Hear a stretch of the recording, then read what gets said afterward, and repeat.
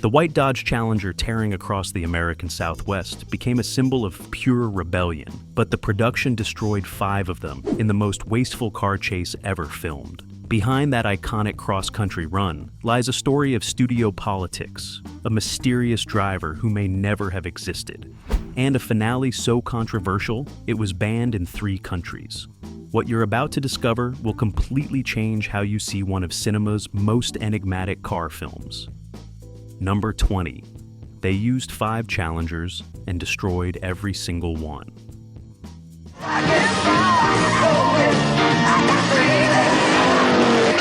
The production didn't just wreck a couple of Challengers for dramatic effect.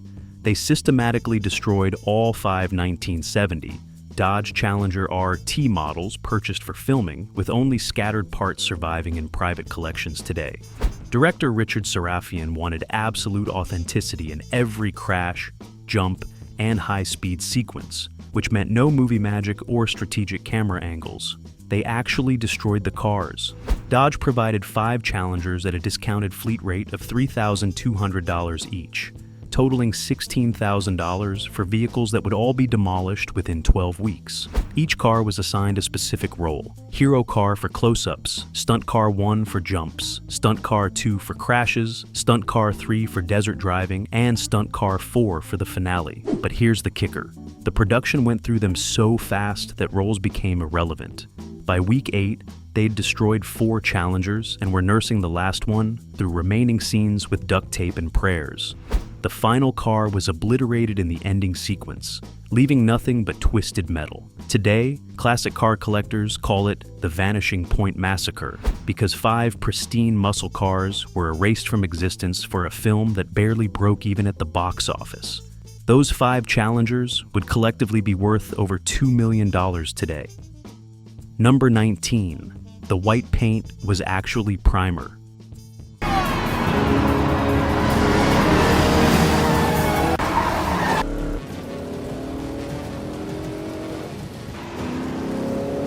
That iconic Alpine white paint job wasn't painted at all. It was an automotive primer that the production never bothered to finish because they knew every car would be destroyed, saving money but creating a ghostly, unfinished look that accidentally became legendary. When Dodge delivered the 5 Challengers to the production, they came in various colors: 2 in bright orange, 1 in green, 1 in blue, and 1 already in white. The script called for white vehicles, so the production's paint crew was supposed to properly paint all 5 cars. But after getting quotes for professional paint jobs totaling $4,500, the producers balked at spending nearly 1/3 of the car's purchase price on cosmetics for vehicles destined for destruction. Instead, they sanded down the colored Challengers to bare metal and sprayed them with white automotive primer, planning to add top coat later. They never did. The primer created a flat, matte appearance that looked almost supernatural on film, less like a car and more like a ghost. This unintentional aesthetic choice became iconic, with the Challenger appearing to glow against the desert landscape. Modern replica builders spend thousands trying to recreate this exact primer look using specialized matte paints, not realizing the original was just unfinished work. The primer also had practical problems. It absorbed heat intensely, making interiors unbearably hot during filming, and offered zero protection against rock chips and scratches. Number 18. The lead driver was a convicted bank robber.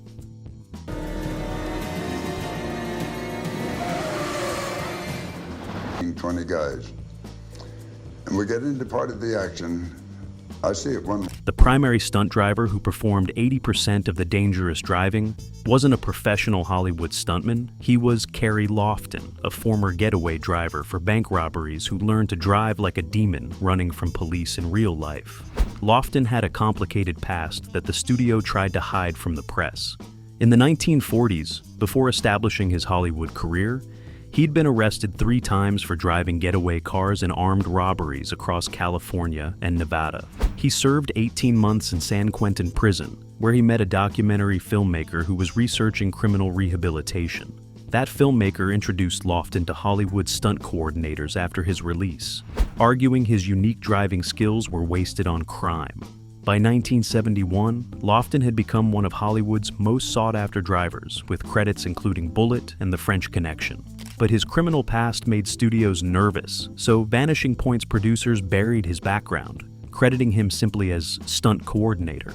Lofton's real-world experience fleeing police gave him an edge. He knew exactly how to navigate at high speeds through traffic, read road surfaces for maximum traction, and maintained control during seemingly impossible maneuvers. He later admitted that several Vanishing Point sequences were inspired by actual police chases he'd participated in decades earlier. His past added authenticity that no Hollywood stunt school could teach. Number 17. Barry Newman never actually drove. During filming,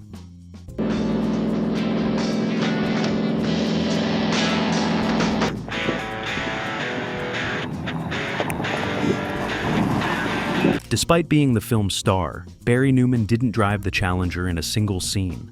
Every moment of Kowalski behind the wheel was either filmed with Newman stationary in a parked car or featured Carrie Lofton wearing a wig and costume. Newman had a major problem. He couldn't drive a manual transmission. The Challenger came with a 4-speed manual gearbox, and Newman had only ever driven automatics. He took driving lessons before production began, but after 2 weeks of practice, he still couldn't smoothly shift gears or handle clutch control at speed. The insurance company refused to cover him driving during actual filming after he stalled the car 17 times during a test run. So, the production developed an elaborate workaround. All close-ups of Kowalski driving were filmed with the car stationary on a soundstage, with wind machines and rear projection providing the illusion of movement. For wide shots and actual driving scenes, Carrie Lofton wore Newman's costume, sunglasses, and a blonde wig that matched Newman's hairstyle. If you watch carefully, you'll notice that whenever you see the driver's face clearly, the car isn't moving. And whenever the car is actually driving at speed, the driver's face is obscured or shot from angles that hide facial features. Newman later called this his most embarrassing professional secret and learned to drive manual transmission immediately after filming, wrapped out of pure shame. Number 16. The cross-country route was completely impossible.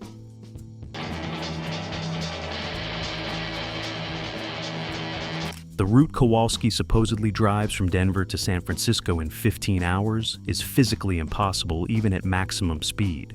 The production cobbled together footage from 4 different states that are nowhere near the film's stated locations. The script claims Kowalski drives approximately 1,200 miles in 15 hours, requiring an average speed of 80 miles per hour with 0 stops for fuel, food, or rest. But here's where it gets ridiculous. The actual filming locations were in Colorado, Nevada, California, and Utah, and the roads shown on screen would create a route of over 2,300 miles with massive geographical contradictions. Viewers familiar with the Southwest immediately notice that Kowalski passes the same distinctive rock formations multiple times, drives through landscapes that are hundreds of miles apart, and somehow travels through Nevada desert, while supposedly on a direct Colorado to California route. The production simply filmed wherever they could secure permits and cheap locations, with 0 concern for geographical accuracy. One infamous continuity error shows Kowalski driving through Monument Valley, Utah, which is 350 miles off any logical Denver to San Francisco route.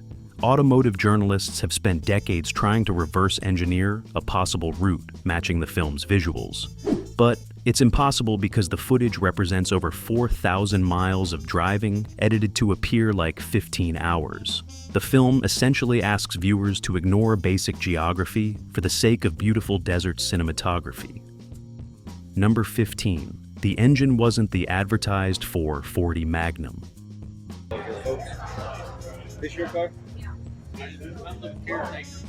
Despite promotional material claiming the Challengers had 440 cubic inch Magnum, only 8 engines producing 375 horsepower. The actual cars use 383 cubic inch engines, swapped from wrecked police vehicles to save money. Dodge's marketing department wanted the film to showcase their top performance 440 Magnum engine, and early press releases stated the cars would feature this power plant. But when the production actually received the 5 Challengers, Budget constraints meant they came with base model 383 cubic inch, engines producing only 330 horsepower. The studio needed more power for the high-speed sequences, but couldn't afford Dodge's performance upgrades. Their solution was brilliantly sketchy. They purchased 3 wrecked police-spec Dodge Monacos from California Highway Patrol auctions for $800 total. These patrol cars had reinforced 383 engines built for sustained high-speed pursuit.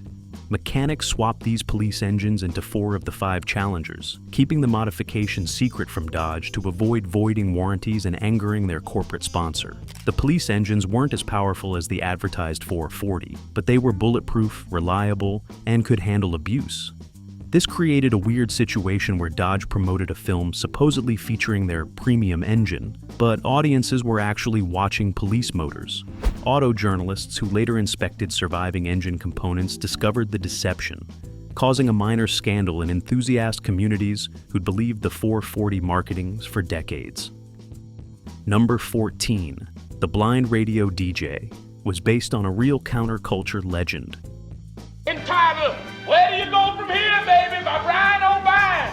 Sock it to him, Super Soul, the blind radio DJ who guides Kowalski, was directly based on real-life underground DJ Larry Wolfman Wilson, who was investigated by the FBI for using radio broadcasts to help Vietnam War deserters evade police. The film's screenwriter, Guillermo Cabrera Infante, was fascinated by Wilson, a Los Angeles DJ who ran a pirate radio station in 1968 and 69.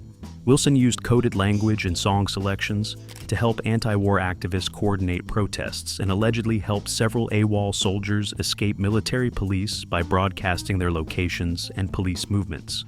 The FBI opened a file on him, suspecting he was using radio to facilitate criminal activity. Wilson was never charged, but his station was shut down in 1970 for operating without proper licenses.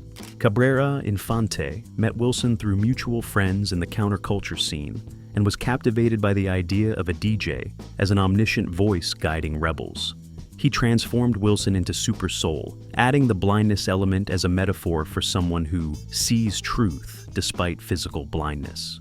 Actor Cleven Little researched the role by spending time with Wilson, adopting his speech patterns and broadcasting style. Wilson reportedly loved the film and claimed the character captured the spirit of underground radio resistance. The FBI's file on Wilson was declassified in 2006, confirming he'd been under surveillance during the exact period that inspired Vanishing Point's most memorable character. Number 13. The Desert Heat Melted Film.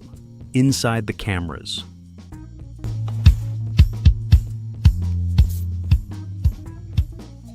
The brutal Nevada.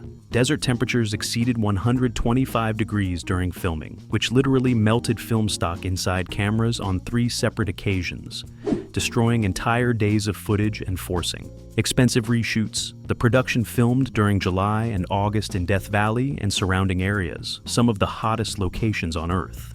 Director of photography John Alonzo quickly discovered that the Panavision cameras couldn't handle the extreme heat. Film stock is coated with emulsion that begins degrading above 110 degrees, and the cameras themselves became so hot that metal components expanded, jamming mechanisms. During the first week, a camera loaded with a 10-minute take of a crucial chase sequence literally cooked the film inside the magazine.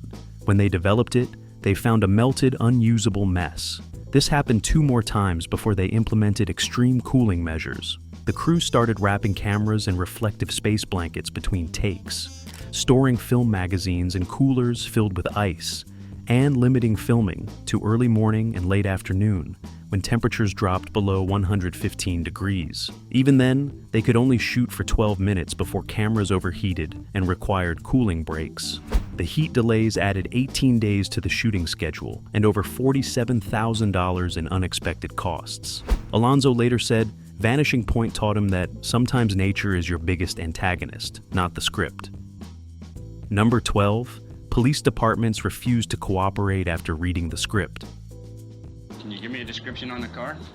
1970 white Challenger, Colorado license O. Every police department approached for cooperation, including California, Highway Patrol, Nevada State Police, and Colorado State Patrol refused to participate after reading the script, calling it anti-law enforcement propaganda that glorified reckless driving and evading police. Standard Hollywood procedure involves police cooperation for accuracy, vehicle access, and filming permissions. But Vanishing Point's script portrayed police as faceless antagonists in a philosophical pursuit of a mysterious rebel, which police departments found offensive. California Highway Patrol's Public Affairs Office sent a memo stating they would not contribute resources to a film that encourages criminal behavior and portrays officers as villains. This created massive production problems because they needed police vehicles, uniforms, and cooperation for roadblock scenes. The production solution was hiring decommissioned police cars from auctions, buying replica uniforms from costume shops, and recruiting off-duty officers who were willing to appear as extras for cash payments with no departmental affiliation. Real police badges couldn't be used, so prop masters created fake badges that looked authentic on camera. Several times during location filming, actual police arrived responding to reports of reckless driving, not realizing it was a film production. These encounters were tense because the production had no official police liaison to smooth things over. One Nevada state trooper threatened to arrest the entire crew for impersonating officers until a producer showed permits. The lack of cooperation meant every police scene required careful choreography to avoid legal problems. Number 11. The final crash used 14 hidden cameras.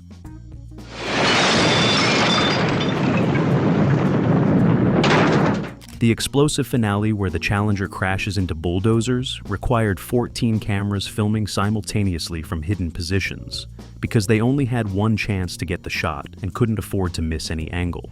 Director Richard Sarafian knew the ending would make or break the film, and they'd already destroyed 4 of their 5 Challengers getting to this point. The final car had to be obliterated perfectly in a single take. Cinematographer John Alonzo designed an elaborate camera setup. 6 cameras hidden in reinforced bunkers around the bulldozers, 4 handheld operators at safe distances with telephoto lenses, 2 cameras mounted on cranes for aerial angles, and 2 more in protected positions behind the bulldozers. Each camera covered a specific angle to ensure complete coverage regardless of how the crash unfolded. The preparation took 4 days and cost $23,000 just for camera setup, safety equipment, and explosives rigging. They loaded the Challenger with additional fuel tanks and explosive charges to ensure a dramatic fireball that would photograph well from all angles. Kerry Lofton drove the car at 53 miles per hour toward the bulldozers, bailing out through a specially designed escape hatch at the last second before impact. All 14 cameras captured the collision, explosion, and destruction, providing enough footage that editors could cut between angles to maximize dramatic impact. That single crash shot consumed 12% of the film's entire budget. Number 10. The Challengers had 0 safety equipment, despite extreme stunts.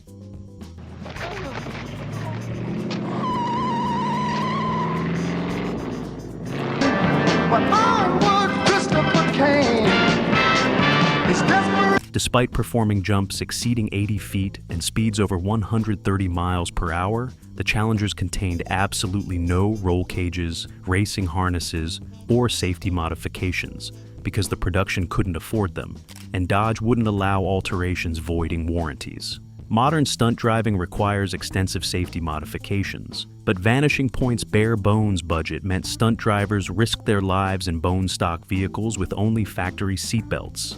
Kerry Lofton repeatedly complained to producers about the danger, especially after a practice jump where the Challenger's roof buckled upon landing, missing his head by inches. The production's insurance company demanded safety upgrades after reviewing stunt plans, but Dodge's sponsorship contract prohibited structural modifications that would alter the vehicles from showroom condition. This created a dangerous catch-22. They needed Dodge's cars, but couldn't make them safe. Lofton's solution was wearing a modified motorcycle helmet disguised under Kowalski's wig and installing hidden foam padding around the driver's position that cameras wouldn't see. During one desert jump, the impact was so severe that Lofton suffered 2 cracked ribs and a concussion, But production continued the next day with him still driving because they had no backup stunt driver qualified for that level of danger. Modern stunt coordinators who've analyzed the film's driving sequences estimate that without safety equipment, Lofton had approximately a 40% chance of fatal injury during the most extreme stunts. Number 9, 37 minutes of Kowalski's backstory was cut.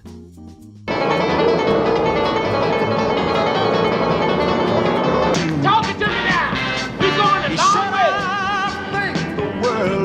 The original cut contained 37 minutes of flashback sequences explaining Kowalski's mysterious past as a decorated Vietnam veteran, police officer, and race car driver, all deleted because test audiences found them confusing and slowed the film's momentum. Director Richard Sarafian shot extensive backstory scenes showing Kowalski's journey from war hero to disillusioned loner. These sequences revealed he'd been a Medal of Honor recipient in Vietnam, became a San Francisco police officer who quit after witnessing corruption, then briefly raced professionally before a crash killed his racing partner and girlfriend. The flashbacks were meant to explain his death wish and why he accepts the seemingly suicidal cross-country challenge. But when 20th Century Fox executives screened the 3-hour rough cut, they hated the backstory. Test audiences in Pasadena scored those sequences lowest, complaining they interrupted the driving action. Fox demanded cuts to achieve a 99-minute runtime for easier theatrical scheduling. Sarafian fought to keep the backstory, arguing it provided essential character motivation, but the studio threatened to re-edit without him. He compromised by keeping brief, cryptic flashback fragments that hint at Kowalski's past, without explaining it. Those 37 minutes of deleted footage were stored in Fox's vault and reportedly still exist, but the studio has refused multiple requests to release them, claiming the footage is too damaged and restoration would be prohibitively expensive. Number 8. The film was banned in France for 3 years. French authorities banned Vanishing Point from 1971 to 1974, declaring it dangerous propaganda that encourages automotive violence and anti-government sentiment, making it one of only 6 American films banned in France during that decade. The French government's film classification board initially gave it an adults-only rating, but after several high-speed car accidents in Paris involving young men who'd seen bootleg screenings, the Minister of Culture ordered a complete ban. French newspapers reported that at least 3 fatal accidents were linked to drivers attempting Kowalski-style maneuvers after watching smuggled prints. The ban extended beyond theatrical release. Importing videotapes or showing the film privately could result in fines up to 10,000 francs. French film critics protested, arguing the ban was government overreach, and the film was a philosophical meditation on freedom, not a driving instruction manual. The controversy made Vanishing Point a cause célèbre among French cinephiles who organized underground screenings in private clubs and apartments, risking police raids. When the ban lifted in 1974, the film played to sold-out crowds in Paris for 16 consecutive weeks, becoming a cult phenomenon partially because of its forbidden status. The French distributor's poster prominently advertised it as the film they didn't want you to see, turning government censorship into marketing gold. The ban also extended to Belgium and Switzerland, creating a black market for bootleg prints across Western Europe. Number 7. Cleavon Little Improvised. 60% of Super Soul's dialogue.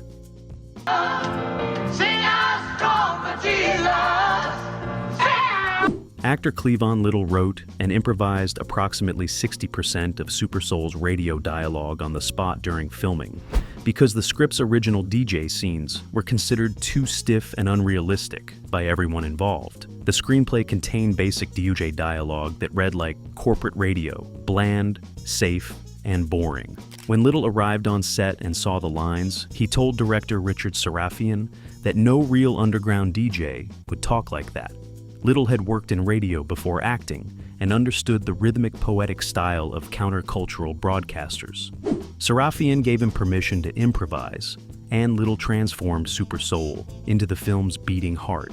His jazz-influenced riffs about freedom, the last American hero, and going mobile were created spontaneously, often in single takes with no rehearsal. The script supervisor initially tried documenting his improvisations, but gave up after the first day because Little never said the same thing twice. Sarafian would give him themes, talk about Kowalski reaching Nevada, or react to police setting up roadblocks. And Little would spin 5-minute monologues mixing poetry, philosophy, and radio patter. The crew was so impressed they stopped filming other scenes to watch his performances. Little's improvisations were so good that screenwriter Guillermo Cabrera Infante requested co-writing credit be given to Little, but studio rules prevented it because he was hired as an actor. Those improvisations elevated Super Soul from supporting character to the film's conscience. Number 6. The mysterious bet was never explained on purpose.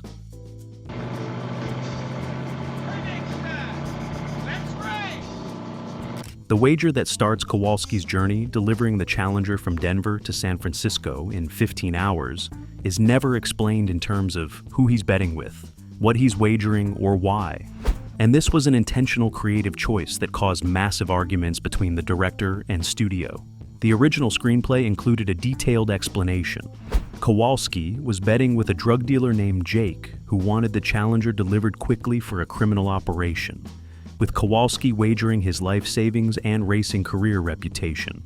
Director Richard Sarafian found this mundane and insisted on removing all explanation, making the bet purely existential. Kowalski drives because he must, not for money or obligation. 20th Century Fox executives were furious, arguing audiences would be confused about the protagonist's motivation. They were right. Preview audiences consistently asked, "Why is he doing this?" But Sarafian refused to add exposition. He believed the mystery was the point Kowalski represented pure action without conventional motivation, making him a philosophical figure rather than a traditional character. The studio tried inserting title cards explaining the bet during post-production, but Sarafian threatened to remove his name from the film. They compromised by keeping it ambiguous, which initially hurt box office because confused audiences didn't recommend it. But that same ambiguity became central to the film's cult appeal. Viewers could project their own meanings onto Kowalski's journey, making it endlessly interpretable and rewatchable. Number 5. The nude motorcycle girl caused censorship chaos.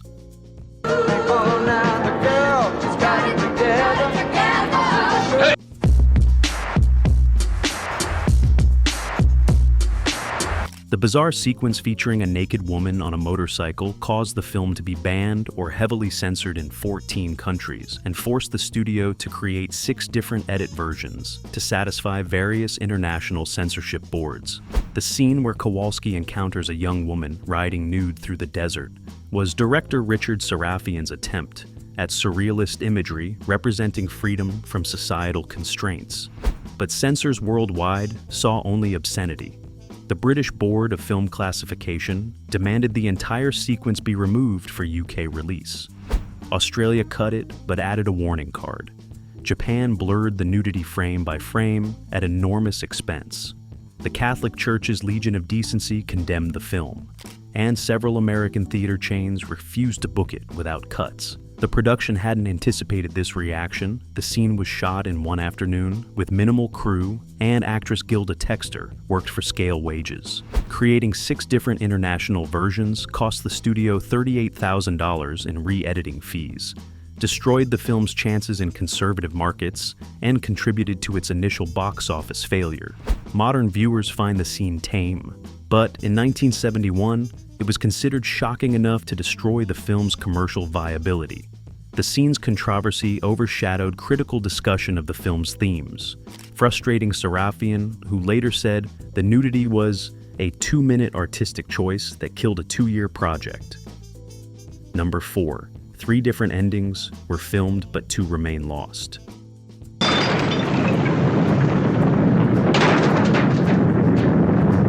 The production actually filmed 3 completely different endings for Vanishing Point, but 2 alternate versions have been lost for over 50 years, and nobody knows if they still exist in studio vaults or were destroyed. The theatrical ending, Kowalski crashing into bulldozers, was the 3rd version filmed and wasn't the original plan. The first ending, shot during week 2 of production, showed Kowalski successfully reaching San Francisco, parking the Challenger on a beach and walking into the ocean in an ambiguous suicide. Test audiences hated it, calling it depressing and pointless. The second ending, filmed 6 weeks later, had Kowalski swerving to avoid the bulldozers, flipping the car, and crawling out alive but surrounded by police in a nihilistic capture scenario. Preview audiences also rejected this, wanting either triumph or tragic sacrifice, not defeat. Frustrated, Sarafian filmed the bulldozer crash ending in the final production week, giving audiences the ambiguous martyr death they seemed to want. The studio stored the rejected endings in their vault, but when researchers tried accessing them in the 1990s for a special edition release, archivists couldn't locate the footage. Either it was misfiled, stored under incorrect labels, or deliberately destroyed during a studio purge. Film historians consider these lost endings one of cinema's most significant missing pieces because they could completely alter interpretation of Kowalski's character and the film's meaning. Number 3. It bombed at box office but became profitable through counterculture.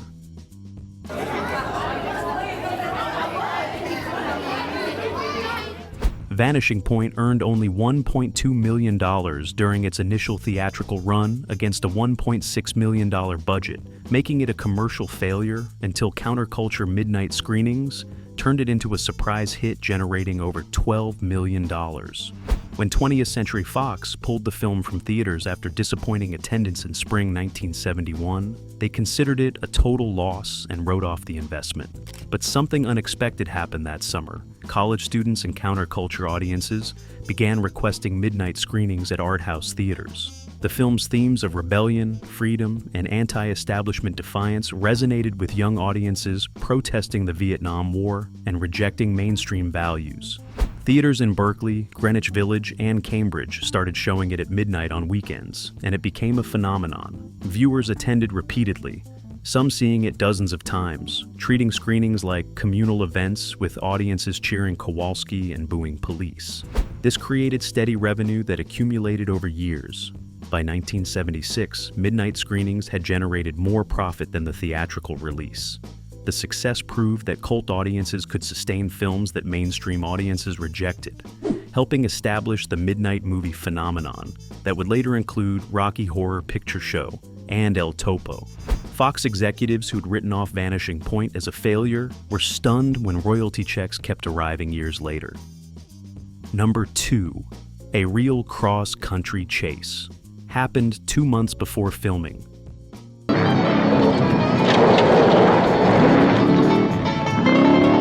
Two months before Vanishing Point began production, a real driver named Robert Mad Dog Sullivan drove a stolen white Dodge from Colorado to California while evading police.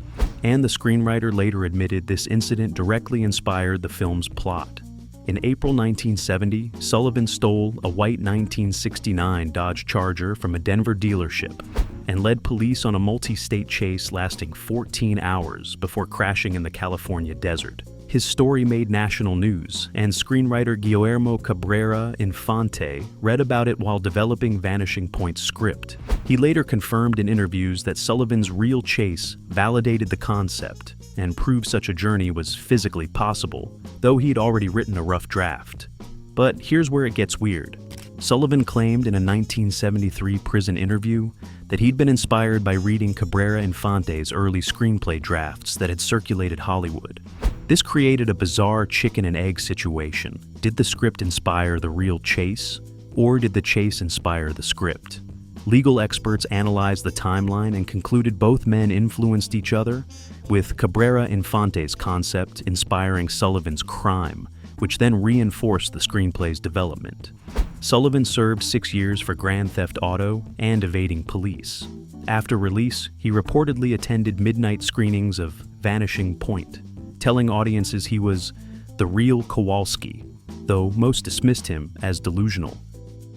Number 1. 5 different men have claimed to be the real Kowalski.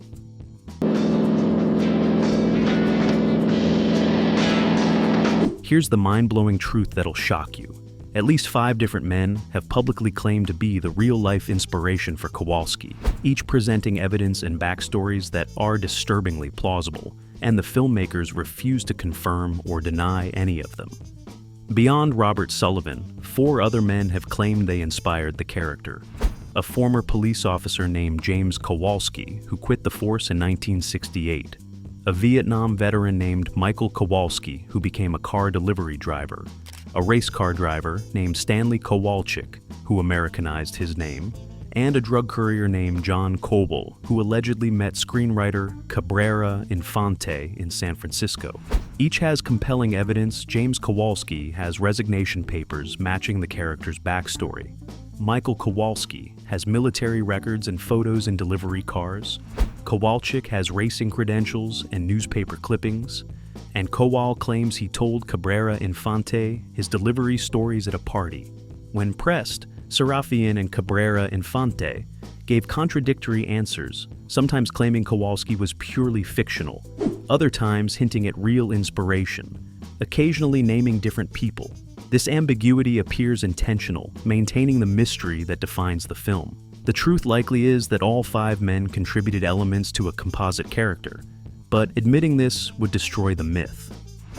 These competing origin stories have spawned a cottage industry of investigators trying to identify the real Kowalski, missing the point that Kowalski's power comes from being everyone and no one simultaneously.